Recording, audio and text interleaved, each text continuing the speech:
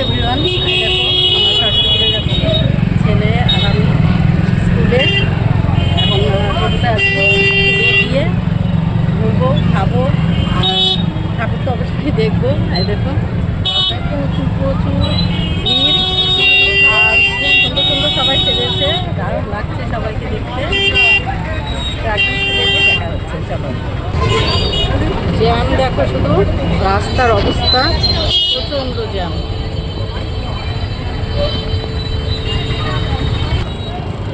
চলে এসেছি স্কুলে, এটা প্রথমে স্কুল,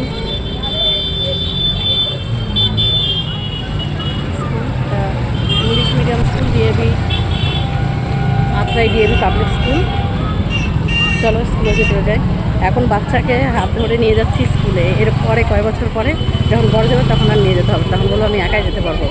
এটা হচ্ছে সরস্বতী পুজোর আনন্দ। বাচ্চাদের কাছে মায়েরাই প্রথম থেকে শিখিয়ে বড় করে, কিন্তু পরে মাকেই বাদ দিয়ে দিবে, বলবে যে থাক আর যেতে হবে না। তো যাই হোক, চলে এসেছি, আর করবো না বক বক, লেটস গো ঝটপট। চলো ভিতরে আমি যাই, তোমাদের দেখাই।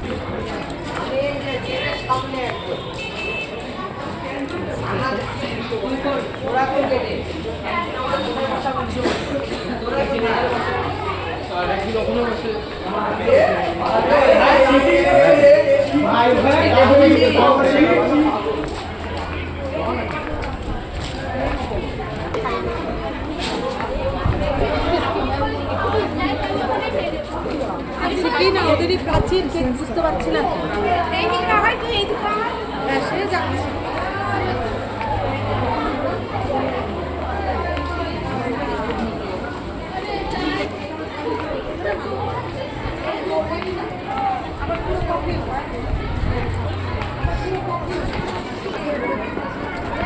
চলো ঠাকুরটাকে দর্শন করি আমরা, মা সরস্বতী বিদ্যান দেহি। স্কুলে কবে হলো? এটা পুরো স্কুল, দেখো তোমরা, তোমাদেরকে আমি পুরোটা দেখাচ্ছি স্কুলটা।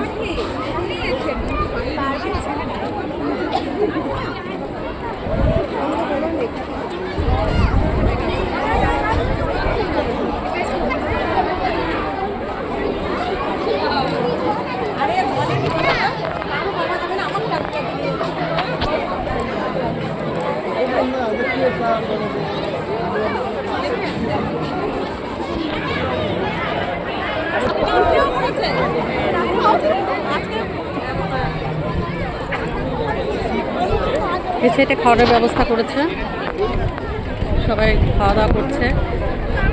প্রসাদ, আমিও প্রসাদ খাবো, ছেলে খাবে।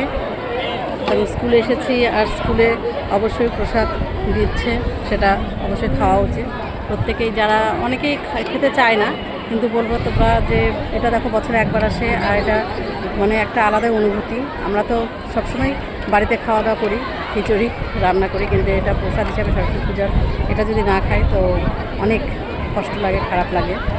তো আমি অবশ্যই এখানে খাওয়া দাওয়া করব। প্রসাদ দিচ্ছি, হ্যাঁ।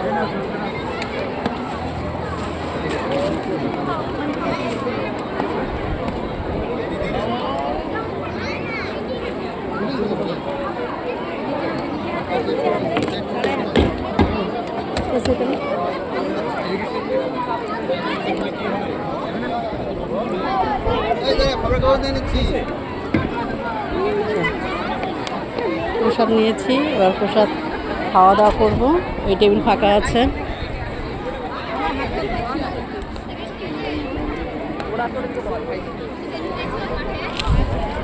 এই টেবিলে খাওয়া দাওয়া করি।